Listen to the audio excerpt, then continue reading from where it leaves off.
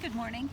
This is Kat Wilson, and I recently have encountered some things in my life where I become how very lucky I am that I have a touchstone person in my world.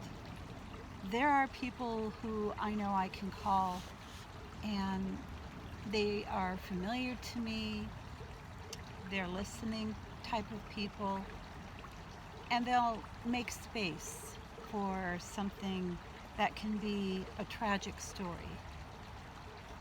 And maybe because I am that fortunate that I have those kind of people in my life, I can actually recognize that it is important that we realize life has many events in it. Over the last month, I've had a death in the family, as well as there's been an accident with another member. And then there were some things, that I could say affected me in other ways in my business. And there's different levels of how this sort of thing happens. And I like to think that there's a there's a lot of people. Hey, Aaron. Hey, puppy.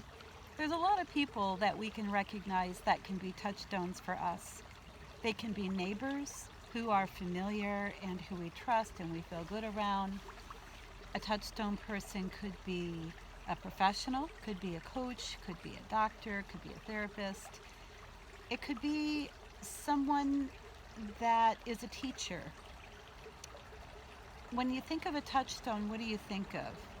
Is it something that you compare against everything else to say the quality of something? Or could it be someone who's touchable, someone who's reachable, somebody who you could connect with when you really need to? I put this out for your consideration.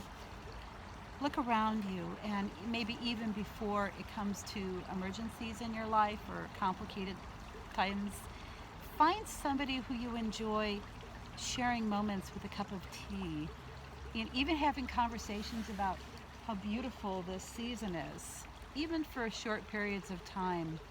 Whether you're in a men's circle or a women's circle, or whether you have a faith that you have connections with, find someone who can be a touchstone in your life and be a touchstone for someone else.